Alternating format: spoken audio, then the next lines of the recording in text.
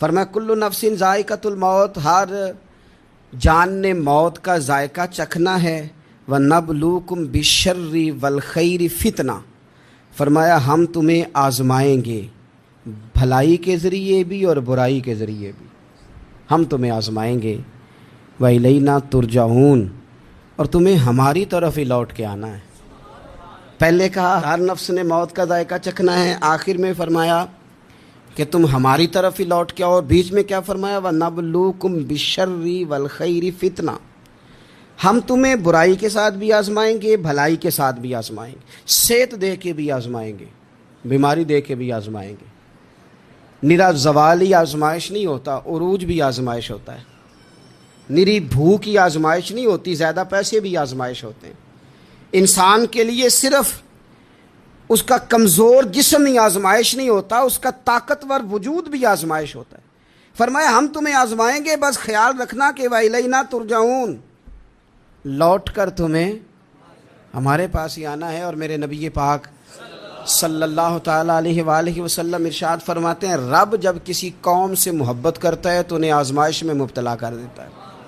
پھر فرمایا اگر وہ اس پر صبر کریں، اللہ کی قضا پہ راضی رہیں، تو پھر اللہ بھی ان سے راضی ہو جاتا ہے، اور اگر وہ ناراضگی کا اظہار کریں کہ یہ مصیبت کیوں آئی، تو پھر اللہ بھی ناراض ہو جاتا ہے۔ اللہ تبارک و تعالی ضرور آزمائے گا، خیر کے ساتھ بھی اور پریشانی کے ساتھ بھی۔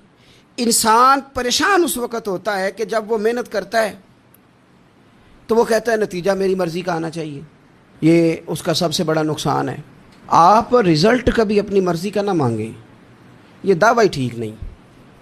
بہت سارے لوگوں کو جانتا ہوں جو کہتے ہیں میں بندہ بھی ٹھیک ہوں بھی دیانتدار، محنت بھی بڑی کرتا ہوں، توجہ بھی میری پوری ہے، پر پھر بھی معاملہ صحیح کیوں نہیں ہوتے؟ تو میں کہتا ہوں پہلی باتیں ساری ٹھیک تھیں، آخری والی غلط ہے۔ اس لیے کہ محنت آپ کریں ساری، پر بندے نے رہنا تو بندہ ہی ہے نا۔ ساری محنت کر کے آپ کبھی اس نقطے کو سمجھ جائیں نا کہ 950 سال نبیوں نے تبلیغ کی، ہزار سال انبیاء نے تبلیغ کی، انبیاء نے، رب کے تربیت یافتہ لوگوں نے تبلیغ کی، 2 لوگوں نے کلمہ پڑھا، 4 لوگوں نے کلمہ پڑھا، لیکن میں آپ کو دیانتداری سے بتاتا ہوں کہ وہ کامیاب ہو کے گئے دنیا سے۔ انبیاء کامیاب ہوئے، کیوں؟ اس لیے کہ رب نے انہیں کہا تھا جا کے پیغام دینا ہے، یہ نہیں کہا تھا کہ بندوں کا بدلنا بھی ضروری ہے۔ ہمارے بچے پتہ کیا کرتے ہیں؟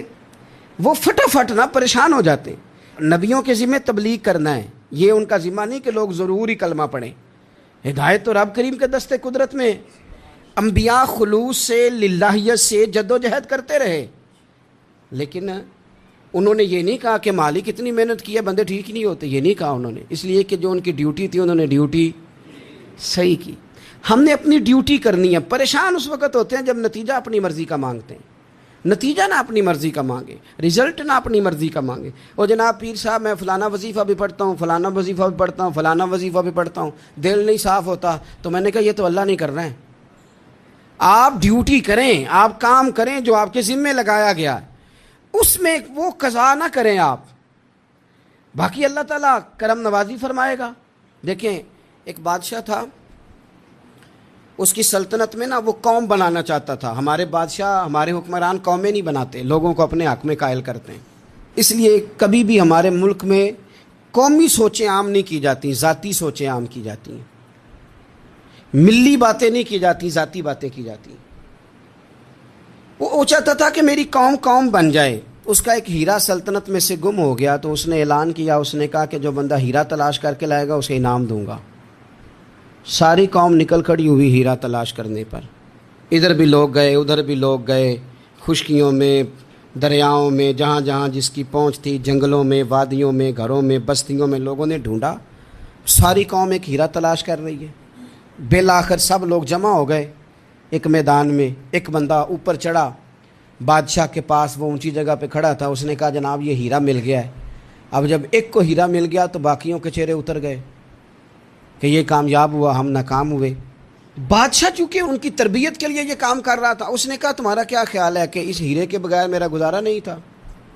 کہ تمہارا کیا خیال ہے کہ ہیرا میری سلطنت سے نکل گیا تو مجھے زوال آ جائے گا؟ اس نے کہا یہ تو ایک ہیرا ہے، اٹھا کے پھینکا، دیوار کے ساتھ لگا، ہیرا ٹوٹ گیا۔ اس نے لوگوں سے کہا تمہارے چہرے اترے ہوئے ہیں، میں تمہیں ایک بات سمجھانا چاہتا ہوں، ہیرا ایک ہی تھا، ایک ہی بندے کو ملنا تھا۔ میں نے انعام کا اعلان تو یہ کیا تھا نا کہ جو ہیرا ڈھونڈ کے لائے گا اسے انعام دوں گا، لیکن اب میں تمہیں بتاتا ہوں کہ میں تم سب کو انعام دوں گا، اس لیے کہ ہیرا ایک تھا، ملنا ایک کو ہی تھا، سب کو مل سکتا نہیں، لیکن انعام اس لیے سب کو دوں گا کہ ہیرا ڈھونڈنے پر انعام نہیں دے رہا، میں کوشش کرنے پہ انعام دے رہا ہوں کہ تم نے کوشش تو کی، تم نکلے تو صحیح، جدوجہد تو کی۔ کچھ لوگ کہتے ہیں کہ ہمیں ہیرا مل بھی جائے، اور خدا کے بندے ہیرا ایک ہے، ہیرا ملنا کمال نہیں، محنت کرنا کمال ہے۔ ہم نہ تیار نہیں ہوتے، اللہ فرماتے ہیں میں نے آزمانا ہے، میں نے آزمانا ہے، تم نے سفر جاری رکھنا ہے، لیکن یہ ضرور یاد رکھنا کہ وَإِلَيْنَا تُرْجَعُونَ، لوٹ کے تمہیں میرے پاس ہی آنا ہے، تم نے لوٹ کے ادھر آنا ہے، اس بات کو ذہن میں رکھنا۔ حضرت عبداللہ بن عباس رضی اللہ تعالیٰ عنہ اس حدیث کے راوی ہیں، المعجم الکبیر کی یہ حدیث ہے۔ اللہ کے پیارے رسول صلی اللہ تعالیٰ علیہ وسلم ارشاد فرماتے ہیں کہ جس بندے کو 4 چیزیں مل گئی نا، اسے اللہ تعالیٰ نے دنیا اور آخرت کی بھلائیاں عطا فرما دی۔ 4 چیزیں جس شخص کو نصیب ہو گئی۔ یا رسول اللہ کون سی؟ حضور فرماتے ہیں جس کو شکر کرنے والا دل مل گیا، اور کریم محبوب فرماتے ہیں جسے اللہ تعالیٰ کا ذکر کرنے والی زبان مل گئی، اور حضور فرماتے ہیں جسے مصیبت پر صبر کرنے والا بدن مل گیا، اور جسے ایسی بیوی مل گئی جو نہ اس کے مال میں خیانت کرے گی نہ اس کی عزت میں خیانت کرے گی۔ جسے یہ 4 چیزیں مل گئیں وہ خوش نصیب ہے، دنیا بھی بن گئی، آخرت بھی بن گئی۔ کامیابی صبر آ جانے کا نام ہے، کامیابی شکر حاصل ہو جانے کا نام ہے، کامیابی میرے عزیز یاد رکھ لے کہ انسان اللہ کے ذکر میں لگ جائے تو اس کا نام ہے کامیابی۔ ہم نے کس کو سمجھ لیا ہے؟ اپنی زندگی میں ایک تو محنت کریں، نتیجہ اللہ پہ۔ دوسری بات، امیدیں ذرا چھوٹی وابستہ کرے، لمبی نہ بنائیں۔ ایک ہے منصوبہ سازی کرنا مستقبل کی، وہ غلط نہیں۔ میرے نبی پاک علیہ السلام کا فرمان کاش کبھی ہم سمجھ جائیں۔ حضور نے ایک دن صحابہ سے فرمایا تھا حیا کرو، کہا صحابہ سے، سمجھایا ہمیں، فرمایا حیا کرو۔ یا رسول اللہ کس بات سے؟ فرمایا وہ والا مال کماتے ہو جو کھا ہی نہیں سکتے، اور وہ والے مکانات بناتے ہو جن میں تم رہ ہی نہیں سکتے، اور ان چیزوں کا سوال کرتے ہو جن کی تمہیں ضرورت ہی نہیں۔ اتنے لمبے محلات، اتنا لمبا چوڑا مال، اتنا لمبا چوڑا پیسہ، اتنی لمبی امیدیں، اتنی لمبی داستانیں، انسان کمزور ہو جاتا ہے، ساری زندگی حساب کتاب میں بیت جاتی ہے۔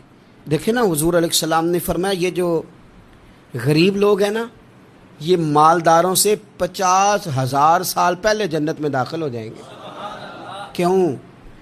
اس لیے کہ جس کے بیگ زیادہ ہوتے ہیں نا، ایئرپورٹ پہ پھنس جاتا ہے، الجھ جاتا ہے، وہ کبھی ایک آیا، دوسرا نہیں آیا، تیسرا نہیں آیا، چوتھا نہیں آیا، اور جو ہینڈ کیری والے ہوتے ہیں نا، 2 جوڑے، وہ تو بس جناب سب سے پہلے وہی نکلتے ہیں، اور ان کی گاڑی بھی کسی رش میں نہیں الجھتی، گھر وقت پہ پہنچ جاتے ہیں، مال تھوڑا تو حساب بھی تھوڑا۔ تو ہم نا لمبی امیدوں کے چکر میں اس لیے پریشان ہے۔ رب کہتا ہے وَإِلَيْنَا تُرْجَعُونَ، تم نے اپنے گھر واپس آنا ہے، تم نے ادھر لوٹنا ہے، تم اتنے لمبے چوڑے معاملات کا شکار نہ ہو جانا۔ تیسری بات جس کو آپ ضرور سمجھیں گے اور اس پر آپ غور کریں گے، بندوں پر اعتماد کرنا چھوڑ دیں، اللہ پر اعتماد کریں۔ ایک اعتماد ہے اللہ کے نیک بندوں کا، دعاؤں کا اعتماد، نسبتوں کا اعتماد، اس کی بات نہیں کر رہا میں، دنیا داروں، سیٹھوں، نوابوں، جاگیرداروں پر اعتماد کی بات کر رہا ہوں۔ اعتماد خلق چھوڑ دیں، اعتماد خالق کریں۔ بندوں پر بھروسہ نہیں، بھروسہ اللہ کی ذات پر۔ جو بندہ رب کی ذات پر بھروسہ کرتا ہے مضبوط ہو جاتا ہے، طاقتور ہو جاتا ہے، کمزور نہیں پڑتا۔ یہ ضروری نہیں کہ آپ کے دوست مخلص نہیں تھے تو اس لیے آپ کا کام نہیں ہو سکا، یہ ضروری نہیں ہوتا۔ ہو سکتا ہے آپ کے دوست پورے مخلص ہوں، تعاون بھی پورا کرنے کو تیار ہوں، پر رب کریم کا ارادہ قدرتی نہ ہو کہ آپ کا کام ہو۔ کیا کر لیں گے آپ کے احباب، آپ کے دوست کیا کر لیں گے؟ اللہ کا ارادہ قدرتی نہیں۔ شاید اسی لیے کسی درویش نے کہا تھا کہ خوش نصیب وہ ہے جو اپنے نصیب پہ راضی ہے، وہ شاید زیادہ نصیب والا ہے جو اپنے نصیب پہ خوش ہو گیا۔ عزیز دوست، چیزوں کو سمجھ لیں، اور اچھی طرح سے آپ سمجھ لیں کہ ہو سکتا ہے کہ آپ کے دوست آپ کو پورا کندھا دینا چاہ رہے تھے، وہ تیار تھے، پر اس وقت آپ کا نصیب ہی کچھ اور تھا۔ آپ ان خزانوں پر زیادہ توجہ کریں جو خزانے رب کے پاس ہیں۔ ہمیں اپنے تعلقات پر بڑا بھروسہ ہوتا ہے، ہمیں بڑا پتہ ہوتا ہے اتنے لوگوں سے میرا جرانہ ہے، فلانے سے میرے دوستی ہے، اور بھائی یہ سارے کام تب ہوں گے جب رب چاہے گا۔ بہترین ڈاکٹر کے پاس جا کے دوا کھا لے میرے عزیز، شفا تبھی ہوگی جب میرا اللہ چاہے گا۔ سارے ٹیسٹ کر لیے ہیں ڈاکٹر نے مریض کے، ساری رپورٹیں آ گئی ہیں، ہر چیز ٹھیک ہے، لیکن نہ وہ کھا پاتا ہے، نہ وہ سو پاتا ہے، نہ وہ چل پاتا ہے، نہ وہ ہنس پاتا ہے۔ اس نے پوری دنیا جہاں تک اس کی دوڑ تھی اس نے لگا لی، لیکن لازمی نتیجہ یہ نکلتا ہے کہ اسے کہنا پڑتا ہے کہ ہوگا وہی جو میرا رب چاہے گا۔ اس لیے جو خزانے میری جیب میں، آپ کی جیب میں ہیں، جو تعلقات ہمارے ہیں، ان تعلقات پر بھروسہ نہ کرو، بلکہ وہ خزانے جو اللہ کے پاس ہیں ان پر بھروسہ کریں، آپ مضبوط ہو جائیں گے۔ داتا گنج بخش علی اجمیری قربان جائیں، گنج بخشے فیض عالم مظہر نور نا کی سارا پیر کامل اور کامل آرا رہنما۔ اس ملک کے وطن عزیز کا جو لوگ حسن ہے نا، ان میں بڑے بڑے تارے ہیں، پر اس وطن کا جو چاند ہے وہ داتا گنج بخش علی اجمیری ہے۔ داتا صاحب چاند ہے میرے وطن کا، اس وطن میں جو چمکے گا وہ داتا علی اجمیری سے فیض لے کے چمکے گا۔ یہ کمال ہے۔ وہ کہتے ہیں کہ علاقے میں قحط پڑ گیا تھا، گندم کا ایک دانہ لوگوں کو میسر نہیں تھا، بارش نہیں ہوئی، سالوں بیت گئے، لوگ بڑے پریشان تھے، بڑی آزمائش میں تھے، ہر بندہ تکلیف میں تھا۔ بازار میں لوگ آتے تھے تو سہمے سہمے سے، ڈرے ڈرے سے، پریشان پریشان سے۔ قحط ہے، آزمائش ہے، مجبوری ہے، جانور بھوکوں مر رہے ہیں۔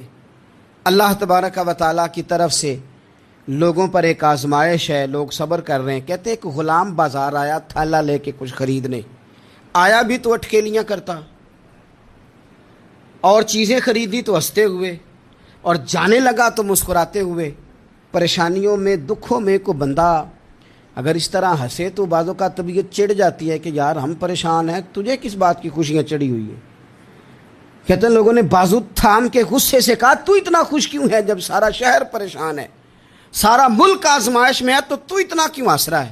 کہنے لگا تم ہوگے پریشان، میں جس کا غلام ہوں نا، میرا جو آقا ہے، اس نے اپنے برتن بڑے پہلے گندم سے بھر لیے تھے، میرے آقا کے بڑولے بھرے ہوئے ہیں، لہذا میں کسی پریشانی میں نہیں ہوں، خوش ہوں۔ داتا علی اجمیری رحمۃ اللہ علیہ کمال کر گئے، سید حجویر مخدوم امم۔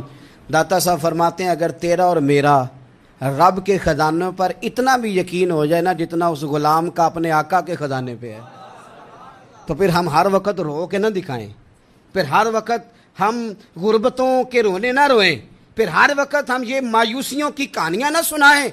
لوگ اگر کہیں کہ بڑے دکھ ہیں، بڑی آزمائش ہے، بڑی پریشانی ہے، دنیا بڑی تکلیف میں، بیماریاں آ گئیں، آفتیں آ گئیں، تو بندہ مومن ہنس کے کہتا ہے تم پریشان ہوگے، ہم تو جس رب کے ماننے والے ہیں اس کے خزانے بھرے ہوئے ہیں، اور ہمارا رب عطا کرتا ہے تو پھر اپنے کرم سے اس طرح عطا کرتا ہے کہ وَيَرْزُقْهُ مِنْ حَيْثُ لَا يَحْتَسِبُ۔ وہ کہتے ہیں میں اتنا دوں گا اور وہاں سے دوں گا کہ تجھے خبر بھی نہیں ہوگی، میں تجھے وہاں سے دوں گا کہ تو نے کبھی سوچا بھی نہیں ہوگا۔ آپ اگر چاہتے ہیں کہ زندگی سکون میں آ جائے، سکون میں، تو لوگوں کی جیبوں پہ نظر چھوڑ دیں، رب کے خزانوں پہ نگاہ جمائیں۔ اتنا نوازتا ہے، اتنا نوازتا ہے، اتنا نوازتا ہے کہ انسان حیران ہو جاتا ہے کہ مجھے اتنا بھی مل سکتا ہے۔ ایک بات یہ میرے عزیز کہ اپنی زندگی میں نا دعووں سے بچیں، دعووں سے بچیں، لفظوں اور عمل اور اٹھنے بیٹھنے، اس میں کسی بھی قسم کے تکبر سے اپنے آپ کو بچائیں۔ بندہ ہی اچھا لگتا ہے، وہ اگر دعووں پہ اتر آتا ہے نا، کہانیوں پہ اتر آتا ہے، اور داستان سرائی پہ اتر آتا ہے، اور وہ لوگوں کو آئینے دکھانے شروع کر دیتا ہے، اور اسے تقوی کا ہیضہ ہو جاتا ہے، نیکی کا بخار چڑھ جاتا ہے، تو پھر بھی وہ پریشان ہو جاتا ہے۔ اس لیے کہ جب انسان پرہیزگاری کی اینک لگا لے تو اسے باقی سارے لوگ گناہگار نظر آتے ہیں۔ آپ اگر سکھی رہنا چاہتے ہیں نا تو عاجزی اختیار کریں۔ کیوں کہ جب آپ عاجزی اختیار کریں گے تو آپ کو اللہ کی مخلوق اچھی لگنے لگ جائے گی، کیوں کہ آپ اپنے سے بھی کسی کو بہتر سمجھتے ہیں۔ جب تک آپ میں تکبر ہے، میں نے دیکھا ہے کہ لوگ تکبر کا شکار ہو جاتے ہیں، کسی کو جھوٹا، کسی کو بددیانت، کسی کو فراڈیا، کسی کو دھوکے باز، کسی کو ڈاکو، کسی کو چور، کسی کو غدار، کسی کو فلانا، کسی کو فلانا۔ اصل بات کیا ہے؟ اصل بات یہ ہے کہ اس شخص کے دماغ کے اندر تکبر کا سودا سما گیا، یہ کسی چکر میں پڑ گیا ہے، اس کو ہیضہ ہو گیا ہے پرہیزگاری کا۔ یہ سمجھنے لگے کہ جو میں سوچتا ہوں وہ صرف وہی ٹھیک ہے۔ تیرا یہ دعویٰ ہے کہ ساری مخلوق ٹھیک نہیں، اور میرا رب فرماتا ہے لَقَدْ خَلَقْنَا الْإِنسَانَ فِي أَحْسَنِ تَقْوِيمٍ، میں نے مخلوق بنائی بڑی سونی ہے۔ ہم نا جب یہاں آ جاتے ہیں نا، یہاں ایک شخص تھا جس کا نام تھا بلعم بن باورہ، یہ بڑا مستجاب الدعوات تھا، جو دعا مانگتا تھا اللہ قبول فرما لیتا، پرہیزگار تھا، اسم اعظم اللہ نے اسے عطا کر دیا۔ حضرت موسیٰ علیہ السلام کے دور میں حضرت موسیٰ علیہ السلام نے جب اپنی قوم کو لے کے جبارین کے خلاف جہاد شروع کیا، نکلے تو اس طرف آنا تھا جس طرف یہ رہتا تھا۔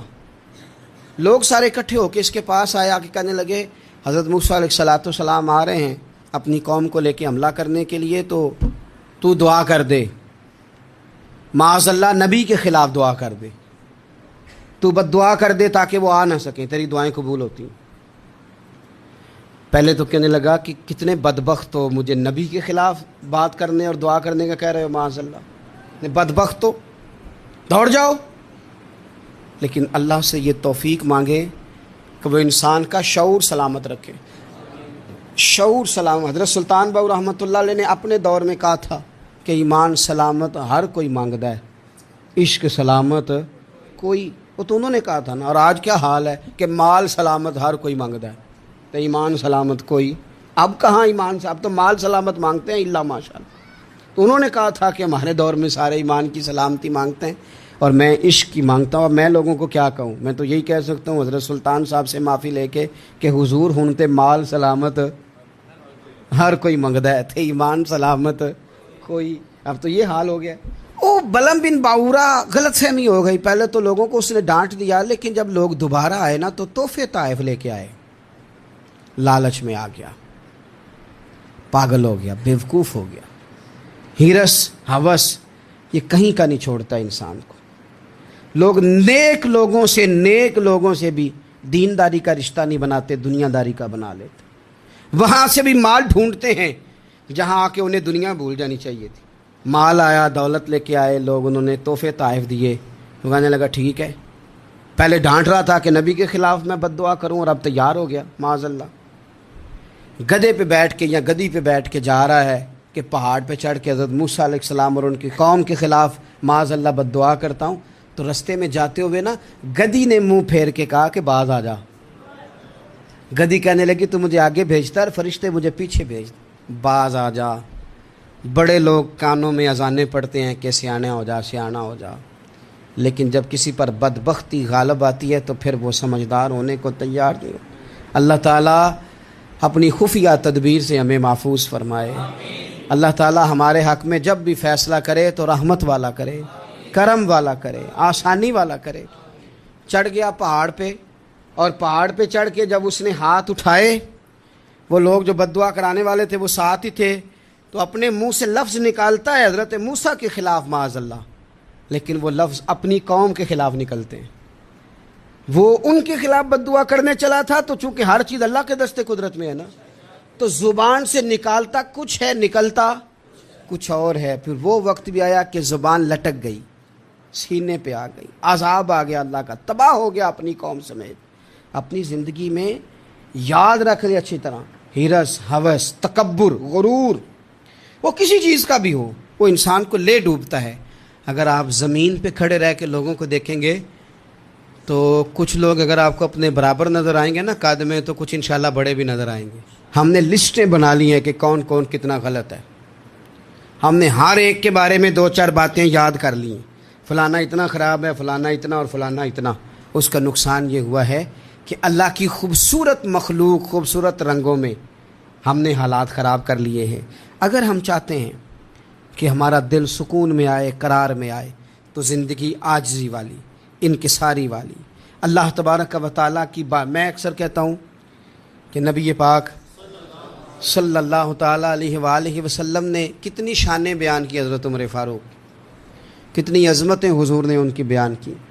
جب ان کا وصال ہونے لگا نا، ان کو زخم لگا، تو لوگ ان کی تعریفیں کرنے لگے۔ اب ان کو بھی پتہ تھا کہ میری عظمت میں حضور نے کیا کچھ بیان کیا ہے۔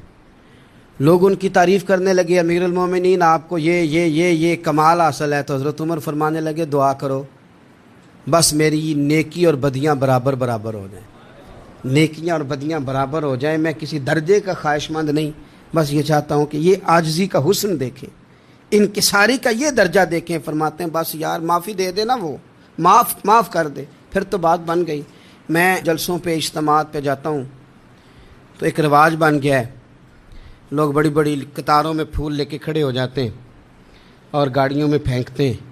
تو میں اپنے سنگیوں سے کہتا ہوں کہ اگر تو قیامت میں بھی ایک پھول مل گیا نا، تو پھر تو یہ سارے استقبال کام آ گئے۔